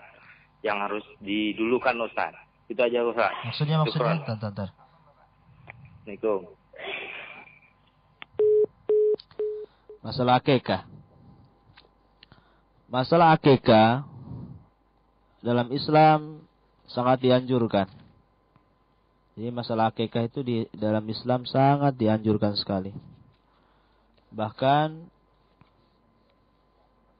Rasulullah Shallallahu Alaihi Wasallam mengatakan, "Kullu ghulamin rahinatun bi aqiqatihi tudbahu anhu yaumas sabi'ih." Ya, jadi tiap-tiap bayi yang dilahirkan itu tergadai dengan akikahnya, hendaklah disembelih kambing pada 7 hari kelahirannya. Di sini disahihkan oleh Al-Albani di dalam kitabnya, dan juga Abu Dawud, At-Tirmidzi, Ibnu Majah, Nasai, Ahmad dan lain sebagainya. Dan juga ada riwayat yang mengatakan anil ghulam syattani mukafiatani wa anil jariyati syatun. Ya. Jadi bagi laki-laki hendaklah disembelih 2 ekor kambing, dan bagi wanita hendaklah 1 ekor kambing. Jadi akikah ini sangat dianjurkan, walaupun ulama berselisih tentang masalah hukumnya, apakah akikah itu wajib bagi setiap bayi, artinya hukumnya kalau tidak diakikahi maka berdosa. Memang ulama berselisih tentang masalah hukum akikah ini. Ya, ada yang mengatakan wajib, ada yang mengatakan sunnah. Ya, tapi terlepas daripada perselisihan yang mengatakan wajib ataupun sunnah, yang jelas akikah itu dianjurkan. Dianjurkan sekali. Makanya Nabi Shallallahu Alaihi Wasallam mengatakan dalam sebuah hadis, ataupun dikatakan dalam sebuah hadis, bahwa beliau mengakikahi Hasan dan Husain. Ya, Anna Nabi Sallallahu Alaihi Wasallam aqa anil Hasani wal Husain kabsan. Nabi Sallallahu Alaihi Wasallam mengakikahi Hasan dan Husain dalam sebuah riwayat kabsan, ya, yaitu 1 ekor kambing dan 1 ekor kambing. Ini menunjukkan bahwa Nabi Sallallahu Alaihi Wasallam mempraktikkan akikah. Dan sangat penting. Apalagi tadi mengatakan bahwa anak itu tergadaikan kalau belum diakikahi. Ya. Cuman pertanyaannya, apakah kalau lebih daripada 7 hari masih boleh diakikahi atau tidak? Maka ini pun jadi perselisihan para ulama. Ada yang mengatakan tidak boleh kalau sudah lebih daripada 7 hari. Sebab hadis yang mengatakan 14 dan 21 adalah hadis dhaif. Hadis yang sangat lemah. Ya, jadi tidak bisa dijadikan hujah. Jadi sehingga sebagian ulama mengatakan bahwa batas akikah itu 7 hari. Selepas itu maka kalau belum ada kemampuan ya gugur. Jadi tak perlu diakikahi lagi. Dan ada juga yang mengatakan bahwa boleh mengakikahi walaupun sampai dewasa. Ya, karena kalau dia belum sanggup mengakikahi atau orang tuanya tidak ada kesanggupan untuk mengakikahi, maka ketika ia dewasa dia boleh mengakikahi dirinya. Ya. Sebagian disebut oleh Syekh Taqiyuddin, beliau mengatakan anak-anak yatim itu kalau dia sudah mampu ketika dewasa, ketika orang tuanya tidak mengakikahi, maka dia harus mengakikahi dirinya sendiri. Ya. Dan akikah ini dilakukan oleh para sahabat dan tabi'in. Jadi akikah ini sangat penting. Kalau kita mampu akikahi anak kita. Kalau kita mampu akikahi segera anak kita, jangan ditunggu-tunggu. Karena Rasul tadi sudah jelas mengatakan kullu ghulam rahinatun. Ya, jadi tiap-tiap bayi itu dilahirkan tergadai dengan akikahnya. Yang namanya tergadai harus ditebus, akikah itu tebusannya. Jadi sangat dianjurkan. Karena itulah kalau punya anak 7 harinya segera diakikahi dan diberi nama. Wallahu a'lam. Mungkin begitulah jawabannya. Yang mungkin yang pertama itu pertanyaan gini Ustaz. Iya. Apakah yang mana lebih didahulukan mengakikoh orang tua sendiri kemudian anaknya? Karena orang tua dan anak ini belum diakikoh. Kira-kira begitu pertanyaan Ustaz. Oh, anaknya. Anaknya. Dan kalau sudah mati orang tuanya tak perlu diakikahi. Ya, makanya tadi kan ada perselisihan tentang apakah kalau sudah dewasa itu diakikahi atau tidak. Memang ada yang mengatakan tidak boleh, ada yang mengatakan boleh. Nah, tapi yang jelas kalau pertanyaan seperti itu anaknya dulu diakikahi. Ya, sebelum yang disunahkan loh ya, sebelum dia beranjak lebih daripada 7 hari. Wallahu a'lam. Syukran Ustaz, dan kita akan beralih kepada pertanyaan melalui via SMS. yaitu dari hamba Allah. Pertanyaannya adalah, ketika bayi lahir, kita mengadakan syukuran dengan mengundang orang makan, tetapi bukan akikoh. Apakah itu dibolehkan? Iya. Syukuran dalam bayi itu hanya ada di akikah. Jadi seperti khitanan, itu pun dibesar-besarkan, ditasyakur dan lain sebagainya, tidak diajarkan dalam Islam. Itu bahkan menyelisih sunnah Nabi SAW. Jadi kalau syukuran itu, syukuran bayi, maka dalam Islam disyaratkan kepada akikah itu makan-makan bersama. Atau memang kalau kesibukannya banyak, cukup membagi-bagikan dagingnya yang masih mentah dan sebagainya, itu sangat diperbolehkan. Boleh mengundang orang untuk makan di rumahnya, boleh juga dibagi-bagikan ke tetangganya dengan cara membagi-bagikan daging mentahnya. Itu tidak ada permasalahan. Tapi kalau syukuran ini di luar ini, maka kami memerlukan dalil akan hal itu. Karena syukuran itu dinisbatkan kepada ibadah. Dan ibadah itu dasarnya terlarang, melainkan ada dalil. Kalau memang ada dalilnya, ya silahkan saja. Namun kalau tidak ada dalilnya, ya tentu lebih baik ditinggalkan. Ya, jadi syukuran dalam bayi itu hanya ada di akikah. Wallahu a'lam. Syukuran Ustaz. Dan kami informasikan kembali kepada sahabat Hang yang ingin bergabung pada sesi tanya jawab kita pada hari ini, yaitu dengan tema perhatian Islam terhadap anak. Silakan Anda menelpon kami di 468106 untuk wilayah Batam. Dan untuk di luar Batam, yaitu di 0778 468 606 ataupun melalui via SMS yaitu di 0856 684 10106. Dengan terlebih dahulu sahabat Hang mengetik 2 huruf pertama yaitu KI, kemudian spasi nama Anda, kemudian isi pertanyaan Anda. Dan pertanyaannya masih dari via SMS Ustaz, yaitu saya sudah lama menikah tetapi belum dikaruniai zuriat. Saya sudah berikhtiar ke sana kemari tetapi belum ada hasil. Pertanyaan saya, Ustadz, apa ada doa di dalam Islam khusus agar bisa cepat mempunyai momongan? Pertama ya, saya prihatin dengan penanya. Mudah-mudahan Allah Subhanahu wa taala menyegerakan untuk diberikan keturunan. Sebenarnya tidak perlu khawatir dan cemas tentang masalah ini, karena semua telah ditentukan di atas takdir dan qada Allah Subhanahu wa taala. Bukan hanya penanya saja, dulu para nabi juga khawatir. Banyak di antara mereka yang sudah berumur tua sehingga mereka sudah kepayahan untuk berdoa kepada Allah, namun dengan kesabaran mereka dikabulkan doa-doanya oleh Allah Subhanahu wa taala. Dan sebaik-baik kita tentu mencontoh mereka para nabi. Jadi dengan cara sabar dulu, dan perlu ikhtiar pun tidak boleh diputuskan, dan berdoa hendaklah jangan putus dengan keikhlasan dan keridhaan Allah Subhanahu wa taala. Kalau toh memang Allah belum memberikan momongan kepada penanya, ya, mungkin Allah menghendaki lain. Dan mungkin kalau seandainya pun sampai diwafatkan belum punya momongan, yaitu semua adalah takdir yang perlu artinya harus pasrah kita kepada Allah Subhanahu wa taala supaya kita tidak menjadi hamba-hamba yang kufur. Karena tadi saya katakan belum tentu sesuatu yang kita anggap baik tapi baik di hadapan Allah. Belum tentu sesuatu yang kita anggap jelek itu pun jelek di hadapan Allah. Ya, bisa saja yang kita anggap baik kemudian buruk di hadapan Allah, dan begitu juga sebaliknya, bisa saja yang dianggap buruk tapi baik di hadapan Allah Subhanahu wa taala. Jadi selama ini saya belum mendapatkan ada doa khusus supaya cepat mendapatkan anak. Artinya kalau berdoa berapa bulan tahu-tahu ada anak, ini anak belum tahu doanya ini, wallahu a'lam. Tapi yang jelas usaha teruslah dilakukan, dan jangan juga terputus dengan doa yang ikhlas dan tulus kepada Allah Subhanahu wa taala. Mudah-mudahan segera diberikan momongan. Amin.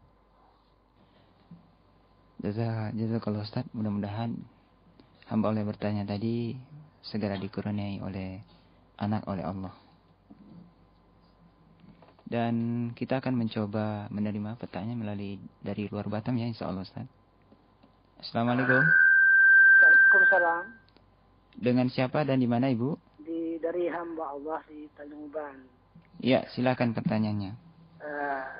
Ini saya punya 2 anak perempuan. Iya. Yang satu berumur 7 tahun, yang satu 5 tahun. Ini belum disunat karena kami dulu nggak tahu apa sekarang harus disunat atau bagaimana. Terima kasih. Assalamualaikum warahmatullahi wabarakatuh. Waalaikumsalam warahmatullahi wabarakatuh. Ini anak perempuan ya? Ya, 2 anak perempuan, Ustaz. Iya.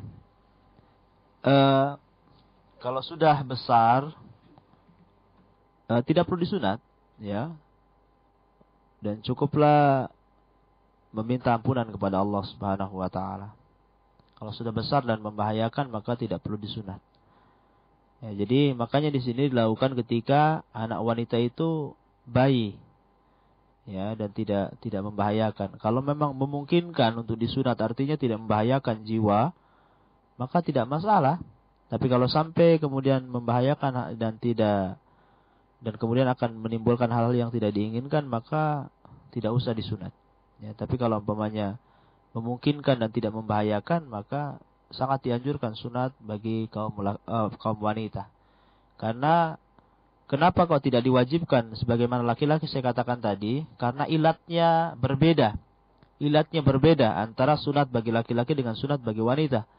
Kalau sunat bagi laki-laki itu memang ilatnya dalam rangka mensucikan najis yang berada di gumpalan daging yang berada di zakar. Artinya kalau tidak dibuang maka tidak sah wudunya karena berkumpul najis di situ. Tapi bagi wanita tidak. Wanita bukan itu ilat kenapa wanita disunat tidak. Ya, sebagian ulama menurut penelitian yang ahli mengatakan bahwa alasannya adalah untuk menstabilkan nafsu syahwat mereka.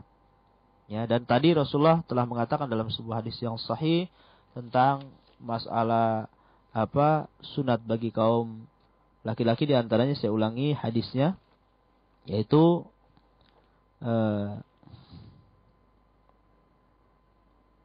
An Anas bin Malik radhiyallahu annahu qala Nabi sallallahu alaihi wasallam li ummi Atiyah idza hafadti fa ashimmi wa la tanhiki fa innahu asra lil wajh wa ahda li zawji.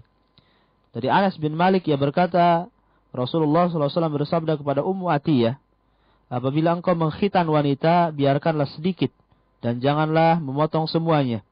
Karena itu lebih bisa membuat ceria wajahnya dan lebih bisa menyenangkan kelak bagi para suaminya.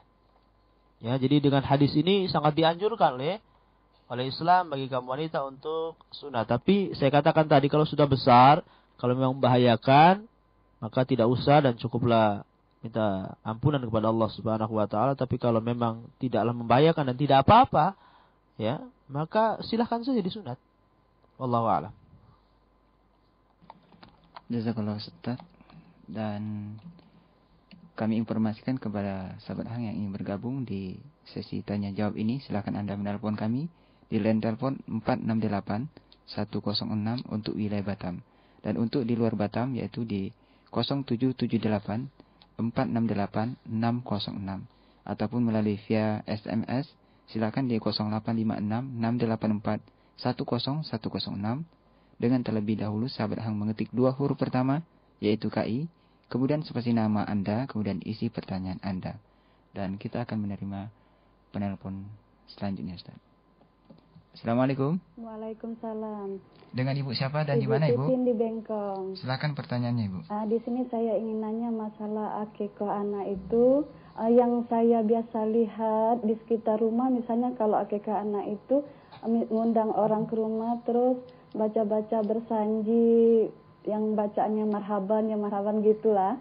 Apa itu ngikut sunnah Rasul atau cuman adat, Ustaz? Jadi cara sunnah Rasul itu yang bagaimana gitu? Ya, syukron. Assalamualaikum. Waalaikumsalam warahmatullahi. Iya.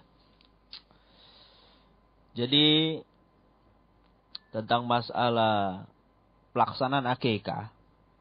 Jadi saya katakan dari awal, akikah ini bisa berbagai macam cara. Bisa dibagi daging mentah. Ya, artinya sama dengan pembagian kurban juga. Jadi hewan sembelihan itu bisa dibagi 3, mungkin bagi yang berakikah 1/3, kemudian sepertiganya bagi kerabat, dan sepertiganya dibagikan kepada fakir miskin. Ya, sama dengan pembagian kurban, karena akikah itu kurban. Kurban juga, cuma ditujukan untuk rasa syukur kita kelahiran anak. Ataupun dengan cara mengundang karib kerabat, fakir miskin, anak yatim untuk datang ke rumah dan makan-makan. Ya, karena akikah itu cuma makan-makan, tidak ada acara lain. Cuma makan-makan gitu saja. Ya, makan-makan, dan di situ memberitahu, karena ketika di akikah itu sekalian juga memberi nama. Jadi mengundang mereka, kemudian memberitahu namanya. Ya, siapa si bayi yang dilahirkan, anak laki-laki ke perempuan. Ya, jadi tidak ada acara yang lebih dari itu. Ya, tidak ada acara lebih yang dari itu. Adapun ada keyakinan masyarakat yang mengatakan anak kita biar jadi akhlaknya seperti Nabi SAW, maka kita bacakan Barzanji katanya. Barzanji itu kan ceritanya dari awal sampai akhir bercerita tentang kehidupan Nabi. Nanti mudah-mudahan anaknya seperti Nabi, kan begitu ya. Tapi kenyataannya banyak juga yang prakteknya berjanji, ya anaknya justru seperti Abu Lahab, ya, dan berbakti kepada orang tuanya. Nah, artinya apa? Artinya bukan masalah dibacakan atau tidak anak ini menjadi bayi, tapi dididik, itu sebenarnya persoalannya. Dididik atau tidak. Ya, sesuai dengan ajaran Nabi sallallahu alaihi wasallam. Wallahu a'lam. Syukran Ustaz. Dan kita akan beralih kepada pertanyaan melalui via SMS Ustaz. Yaitu pertanyaannya, anak saya suka main kucing Ustaz. Kucing? Bagaimana hukumnya jilatan kucing dan hukum memperjualbelikannya? Oh, ya bagus sekali ya. Jadi tentang masalah jilatan kucing tidak najis. Ya, dan ini pernah ditanyakan kepada Nabi SAW. Nabi mengatakan, فَإِنَّكُمْ مِنَ التَّوَافِينَ عَلَيْكُمْ. Kucing itu termasuk binatang yang jinak, yang senantiasa tawaf di antara kalian. Jadi jilatan kucing tidak najis, tidak masalah. Bahkan seorang sahabat yang sangat terkenal itu suka kucing. Ya, sehingga dijuluki Abu Kucing gitu, dalam bahasa Arabnya Abu Hurairah. Ya, kalau bahasa kitanya bapak kucing kan gitu. Abu Hurairah. Tidak masalah, biarkan. Selama tidak menjadikan madarat bagi anak. Ya, artinya tidak membahayakan kuku-kukunya dan lain sebagainya. Ya, main kucing tidak masalah. Asal jangan menyiksa saja. Nah, kemudian pertanyaan yang kedua, hukum memperjualbelikannya Ustaz. Hukum memperjualbelikan kucing. Memang ada sebagian ulama yang melarang tentang memperjualbelikan kucing ya. Ya. Tapi juga ada yang memperbolehkan. Ya, tapi yang jelas di situ Rasulullah sallallahu alaihi wasallam Rasulullah sallallahu anil bai'il hirrah ya. Rasulullah sallallahu melarang tidak boleh memperjualbelikan kucing. Ya, karena kucing itu sebenarnya binatang yang sangat akrab dengan masyarakat. Ya, kemanapun dia nak permisi, masuk rumah ini, masuk rumah itu, dan lain sebagainya. Ya, dan keadaan kucing itu adalah tidak najis. Walaupun dia menjilat sana, menjilat makanan kita, kemudian kita makan. Selama tidak ada penyakit, tidak ada virus, maka kita boleh makannya, bekas makanan kucing. Karena tidak najis liurnya. Ya, jadi tentang masalah jual beli kucing ini kita akan bahas nanti pada kesempatan yang lain, membahas tentang masalah kitabul buyu nanti ya. Tapi secara umum memang ulama berselisih dalam masalah ini. Wallahu a'lam. Syukran Ustaz atas jawabannya, mudah-mudahan bermanfaat bagi sahabat Hang dimanapun Anda berada. Dan kita akan menerima penelpon yang selanjutnya. Assalamualaikum. Waalaikumsalam warahmatullahi. Dengan Bapak siapa dan di mana Bapak? Mohon volume radionya dikecilkan dulu Bapak. Dengan Bapak Romlah di Batu Haji. Ya, silakan pertanyaannya. Gini Tad, anak mau nanya nih Tad. Jadi udah beberapa tahun menikah, saya belum dikaruniai anak. Masalah doa, insya Allah ya saya berdoa gitu ya. Tiap bangun malam, sholat malam gitu ya. Tapi apakah ada bentuk ikhtiar lain selain kepada dokter kan? Masalahnya jujur saja, kalau kita berikhtiar ke dokter itu kita terlalu nggak ada dana lagi gitu untuk mahal ke ya? dokter. Soalnya hampir tiap bulan itu kita harus mengeluarkan 300.000. Iya, Pak. Sementara untuk makan aja susah, Ustaz. Iya. Apa ada ikhtiar lain selain kita harus ke dokter gitu? Mungkin itu aja pertanyaan. Iya. Jazakallahu khair. Assalamualaikum. Waalaikumsalam warahmatullahi wabarakatuh. Terima kasih kepada Bapak yang pertanyaannya. Kita ikut prihatin, Pak ya. Memang dari awal saya katakan tadi, anak ini merupakan dambaan setiap insan. Namun ternyata ada juga yang kemudian Allah berikan karunia anak malah ditelantarkan.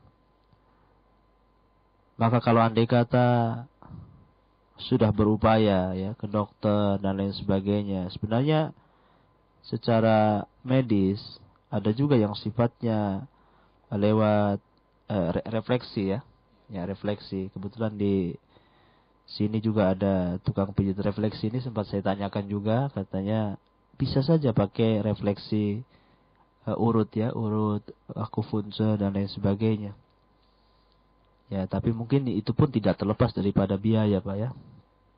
Tapi yang jelas yakinilah kepada Allah Subhanahu wa taala, mungkin Allah belum memberikan karunia terbaiknya kepada kita.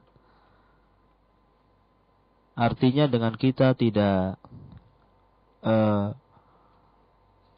menolak qada dan takdir Allah Subhanahu wa taala, itu merupakan satu bentuk keberuntungan seorang mukmin. Karena mungkin boleh jadi ada yang diberikan karunia anak, namun dia tidak mampu mendidik anak, sehingga anak justru berbalik menjadi durhaka kepada orang tua. Jadi apa gunanya juga diberikan anak kalau sekiranya anak itu justru jadi bumerang bagi orang tuanya. Namun juga betapa banyak ya manusia-manusia yang tidak diberikan anak tapi hidupnya lebih berbahagia. Tapi terlepas daripada itu, maka ikhtiar tetaplah dilakukan dengan cara yang mungkin tidak mengeluarkan dana, karena tadi ceritanya mungkin makan saja susah. Ya. Kemudian juga mungkin dengan cara obat-obatan yang sifatnya Islami ya, dengan cara obat-obatan yang sifatnya Islami yang sudah disabdakan Nabi SAW seperti madu, habatus sauda dan lain sebagainya. Dengan tidak lepas daripada doa kepada Allah Subhanahu wa taala. Kita hanya syariatnya saja, artinya kita hanya ikhtiar ya, semuanya datang dari Allah Subhanahu wa taala. Ataupun kalau memang sama sekali belum diberikan, maka cobalah mengadopsi anak gitu. Artinya mengangkat satu anak angkat untuk dididik. Karena Nabi Shallallahu alaihi wasallam sendiri memiliki anak angkat yang bernama Zaid bin Harithah, dulunya disebut Zaid bin Muhammad. Namun setelah ditegur oleh Allah Subhanahu wa taala tidak boleh menasabkan anak angkat kepada bapak angkat, maka Rasulullah membalikkan binnya kepada bapaknya, bukan Zaid bin Muhammad lagi tapi Zaid bin Harith. Tapi di situ menunjukkan bahwa boleh juga kita mengambil anak angkat kalau memang Allah belum memberikan karunia kepada kita anak yang asli ya. Ya.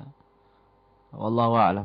Ya, kita hanya bisa berdoa mudah-mudahan keluarga bapak cepat dikaruniai Allah Subhanahu wa taala berupa momongan, amin ya rabbal alamin. Wallahu a'lam. Syukran Ustaz atas jawabannya, dan mungkin Bapak yang tadi bertanya, mungkin Bapak bisa datang ke Radio Hang ataupun menelpon kami setelah kajian ini, karena kita ada Hiwan yang insyaallah yang biasa pijat refleksi, mudah-mudahan mungkin berkat beliau mungkin insyaallah bisa dibantu, ataupun ingin berkonsultasi ya, silakan menelpon kami setelah kajian ini ataupun datang langsung ke Radio Hang. Dan kita akan mencoba mengangkat penelpon yang selanjutnya, Ustaz. Assalamualaikum. Assalamualaikum.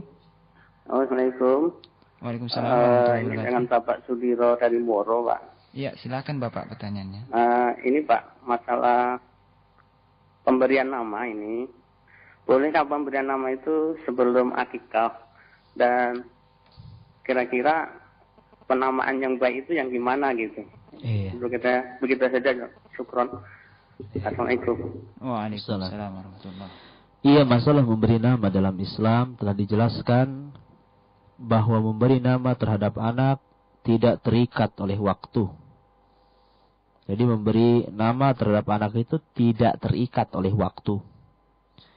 Namun sangat dianjurkan bila memberi nama itu sewaktu bayi dilahirkan atau ketika umur 7 hari setelah dilahirkan.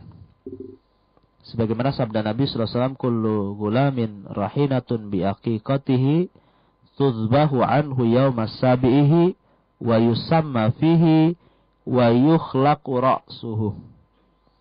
Tiap-tiap bayi yang dilahirkan itu tergadai dengan akikahnya, hendaklah dia disembelihkan kambing padanya pada 7 harinya, kemudian memberi nama dan mencukur rambutnya. Hadis ini disahihkan Al-Albani, Abu Dawud, At-Tirmidzi, Ibnu Majah dan lain sebagainya.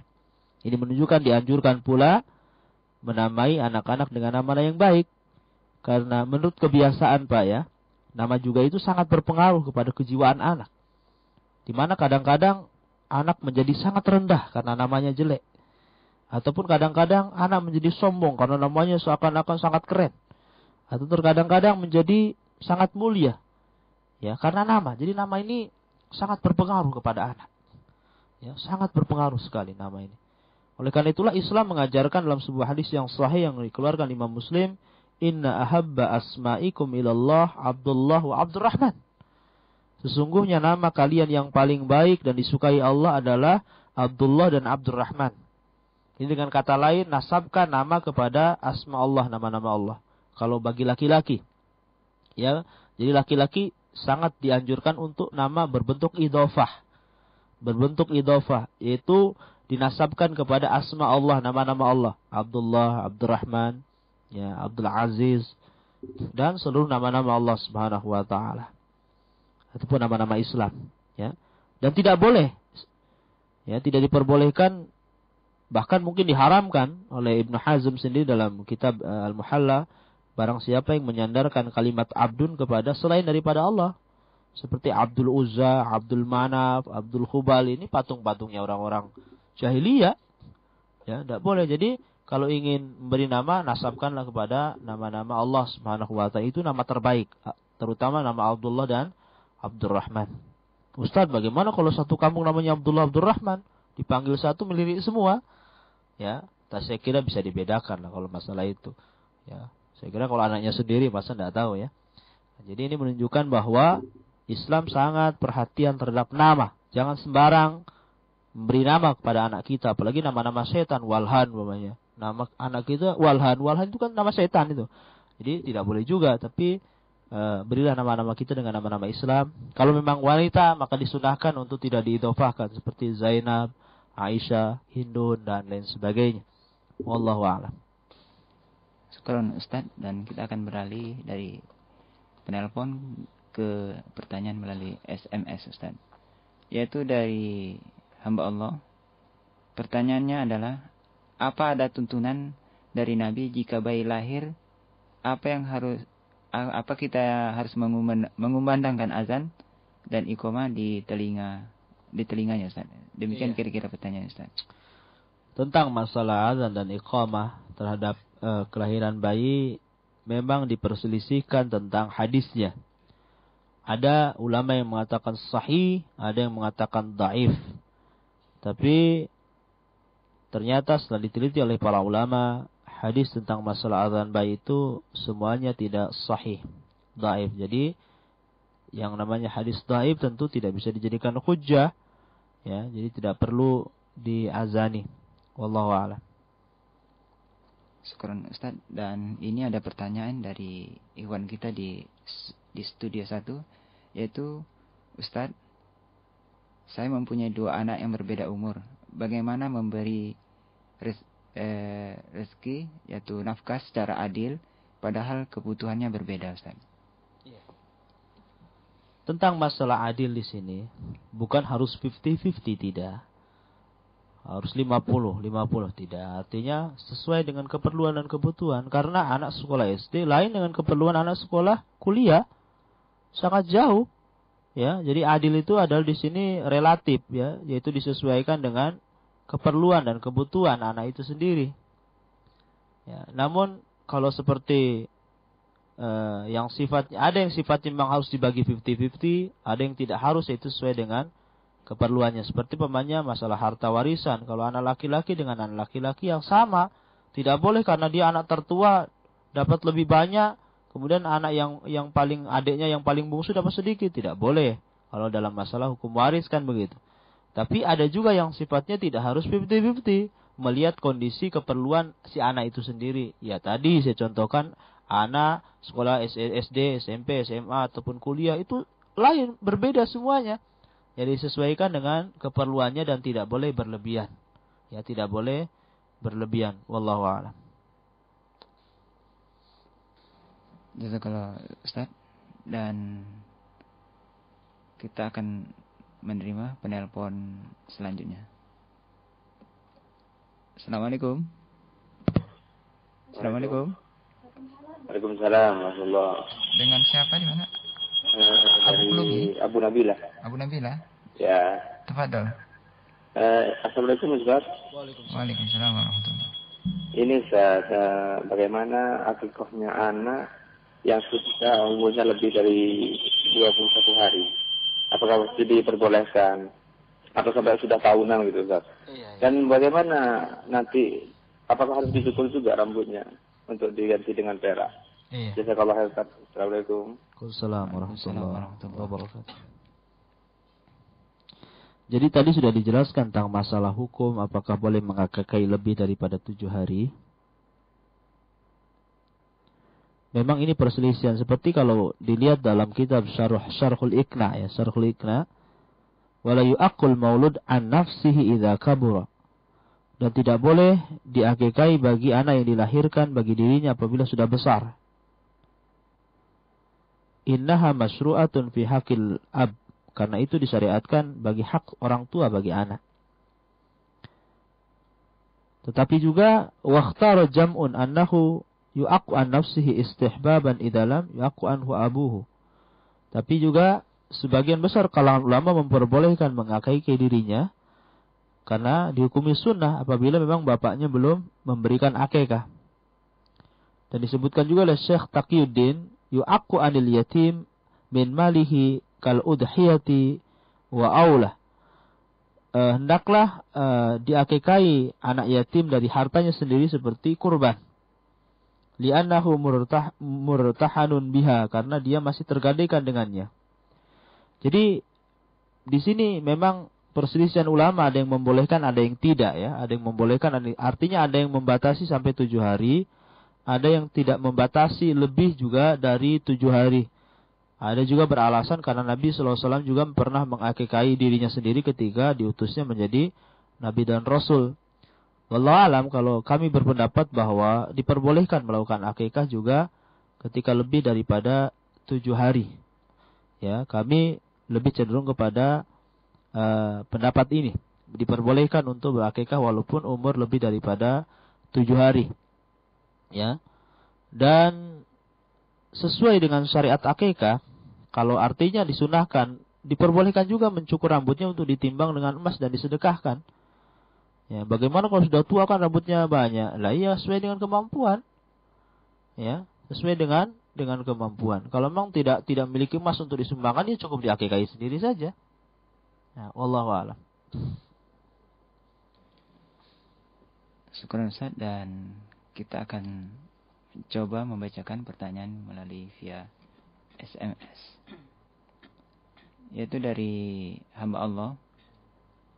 Ustaz, suami nikah lagi tetapi membiarkan kami dan istri, anak-anak maksudnya, dan istri tanpa nafkah, tempat tinggal, tetapi memberikan rumah mewah sama yang baru.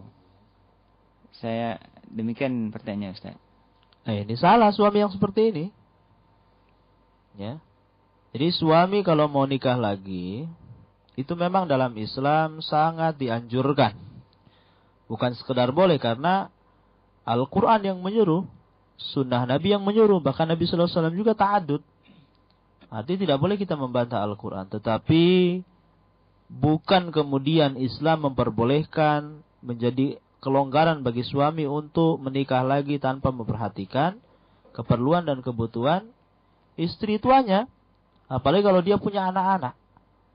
Ya, oleh karena itulah Allah mengatakan Wa in ta'dilu fawahidatun aw ma malakat aymanukum. Kalau tidak bisa berbuat adil, maka cukup satu. Artinya di sini menunjukkan bahwa keadilan itu sangat penting di lingkungan keluarga. Ya, terutama masalah nafkah. Itu sangat penting sekali masalah nafkah.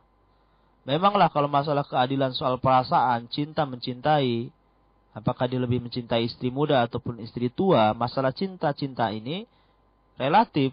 Rasulullah saja tidak bisa adil dalam masalah perasaan ini. Tapi kalau dalam masalah nafkah atau giliran malam, maka ini wajib bagi suami untuk berbuat adil. Ya, sebab kalau suami tidak berbuat adil kepada dua-duanya, maka kelak dia di akhirat berjalan dalam keadaan miring. Ya, ini menunjukkan bahwa bagaimana hukuman para bapak-bapak atau para suami-suami yang tidak adil di dalam mengasuh istri-istrinya. Jadi harus adil dua-duanya. Ya, tidak boleh, itu dosa besar. Ya, kalau sampai tidak, cukuplah kata Nabi, cukuplah seseorang itu dikatakan berdusta apabila tidak menafkahi orang yang berhak dinafkahi, di antaranya adalah keluarganya.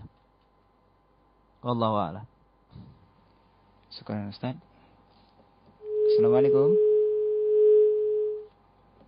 Assalamualaikum. Iya. Terputus ya. Dan kita akan mencoba kembali dari pertanyaan via SMS Ustaz. Yaitu dari Abu Ahmad di Tanjung Piayu. Apakah ayah tiri bisa menjadi wali bagi anak wanita? Mungkin maksudnya anak tirinya yang perempuan Ustaz. Jadi wali adalah bapaknya. Kalau memang tidak ada, maka saudara-saudaranya. Kalau tidak ada, maka yang berhubungan dengan mahramnya. Ya, kalau memang sudah tidak ada lagi saudaranya, kalau memang sudah tidak ada lagi, maka wallahu a'lam ya, dalam masalah ini anak sendiri belum baca apakah ayah tiri boleh jadi ini, tapi yang jelas kalau masih ada saudara-saudaranya, maka saudaranya jadi mahramnya. Allah, nanti kita akan gali lagi tentang masalah hukum-hukum ini atau ditanyakan kepada asatidz yang lain. Wallahu a'lam. Syukur Ustaz. Insyaallah kita akan menerima penelpon satu lagi ya sebagai untuk penutup acara kita. Assalamualaikum. Waalaikumsalam warahmatullahi wabarakatuh. Dengan Ibu siapa dan di mana Ibu? Dari Umu Nadia di Batam Center. Silakan Ibu pertanyaan. Iya, saya mau nanyakan tentang hukum emas untuk laki-laki atau perempuan, karena katanya kalau laki-laki diharamkan ya Ustaz, tapi untuk perempuan apakah dihalalkan atau diharamkan? Karena sekarang anak-anak itu biasa kalau lahir juga kan umur sebulan atau 2 bulan udah dikasih anting gitu, dan biasanya dokter tuh menyarankan yang bulat gitu, yang bulat biar mudah memasukkannya gitu katanya ya. Nah itu bagaimana? Saya pernah membaca itu hadis bahwa Rasulullah barang siapa yang pokoknya kalau ingin memesan tempat di neraka untuk itu, maka pakaikanlah gelang atau kalung dari emas atau cincin dari emas gitu. Gimana hukumnya dengan anting gitu Ustaz, dan yang bentuknya melingkar gitu. Iya, jazakallah khairan. Assalamualaikum warahmatullahi wabarakatuh. Waalaikumsalam warahmatullahi wabarakatuh. Tafadhol. Iya. Sepakat bagi laki-laki haram. Haram, tidak boleh laki-laki menggunakan emas. Tapi bagi kaum wanita tidak masalah. Tidak bermasalah selama emas itu bukan dalam rangka tabarruj. Dalam rangka tabarruj artinya menyerupai orang-orang jahiliyah dan didampakkan perhiasannya kepada orang lain supaya orang lain terkagum-kagum dengan dia. Jadi selama perhiasan itu untuk perhiasan pribadi, mungkin kalau kalau anak-anak saya kira belum tahu persoalan itu, tapi juga harus diajarkan juga menggunakan jilbab, ya. Jangan biar menampakkan anting-antingnya, jilbabnya dilepas kan gitu. Nah, boleh juga, ya. Jadi tadi saya katakan pendidikan tetap dari awal. Ya, kalau hanya sudah memakaikan anting kepada anak-anak supaya anak-anak enak dilihat oleh orang tuanya, ya tidak apa-apa. Tapi kalau keluar harus diajarkan juga untuk menggunakan jilbab. Karena sebagian orang tua untuk pamer bahwa anaknya itu punya anting, punya gelang, punya apa, malah justru pakaian-pakaiannya diserupakan dengan pakaian orang-orang jahiliyah, orang-orang kafir. Ini tidak boleh dalam Islam. Ya tetap saja tidak boleh keluar dari koridor Islam itu sendiri dalam berpakaian. Walaupun masih anak-anak, tetap kita ajarkan pakaian yang bagus, pakaian muslim, pakaian yang memang disyariatkan dalam Islam. Tapi secara umum hukum memakai emas bagi perempuan boleh, silahkan boleh, mau melingkar, mau ini, mau itu, silahkan boleh, selama tidak menyerupakan diri kepada orang-orang kafir. Karena sekarang justru macam-macam ini, ada yang di hidung, ya, emas taruh di hidung. Nah ini katanya modern, padahal setahu saya yang pakai di hidung itu sapi kalau saya, bukan orang yang di hidung itu, yang dicang-cang itu. Jadi ini pun tidak lepas daripada adab-adab yang sudah dijelaskan dalam Islam. Boleh menggunakan pakaian emas untuk bagi wanita. Wallahu a'lam. Jazakallahu Ustaz yang telah menyampaikan tausiahnya kepada sahabat Hang dimanapun Anda berada. Mudah-mudahan kajian ini bermanfaat bagi kita semuanya, sehingga mampu tentunya kita amalkan di dalam kehidupan kita sehari-hari. Dan bagi pertanyaan Anda yang belum bisa kami jawab, ataupun telepon Anda belum bisa kami angkat, kami mohon maaf tentunya karena waktulah yang telah membatasi kita. Mudah-mudahan Allah Subhanahu wa taala mempertemukan kita pada kajian berikutnya, dan mungkin insyaallah sahabat Hang bisa kembali bertanya langsung kepada Ustaz. Dan sahabat Hang dimanapun Anda berada, saya yang bertugas dan Ustaz kita yaitu Ustaz Ajat Sudrajat mohon undur diri dari ruang dengar Anda. Dan apabila ada benarnya itu datangnya daripada Allah Subhanahu wa taala, bila ada kesalahan itu datangnya daripada diri kami dan dari syaitan tentunya. Dan barakallahu fikum, mudah-mudahan kajian ini memberikan berkah kepada kita semuanya, dan mudah-mudahan kita semuanya tetap sabar di dalam meniti jalan-jalan panjang menuju hidayah di dalam dan juga di dalam menuntut ilmu. Dan mudah-mudahan sahabat Hang dimanapun Anda berada tetap istiqomah selalu di atas Al-Quran dan Sunnah, selalu mendengarkan radio yang kita cintai ini. Demikian dan terima kasih. Akhirnya saya tutup dengan doa kafaratul majlis. Subhanakallahumma wa bihamdika asyhadu an la ilaha illa anta astaghfiruka wa atubu ilaik. Wassalamualaikum warahmatullahi wabarakatuh. Demikian telah Anda ikuti ceramah kajian dari saluran dakwah Radio Hang 106 FM Muslim Batam Indonesia, The Spirit of Sunnah. Kita dengarkan acara selanjutnya. Bismillahirrahmanirrahim. Inna a'tainakal kautsar. Sesungguhnya kami telah memberikan kepadamu nikmat yang banyak. Fasalli li rabbika wanhar. Maka dirikanlah salat karena Tuhanmu, maka berkorbanlah. Inna shani'aka huwal abtar. Sesungguhnya orang-orang yang membenci kamu, dialah yang terputus.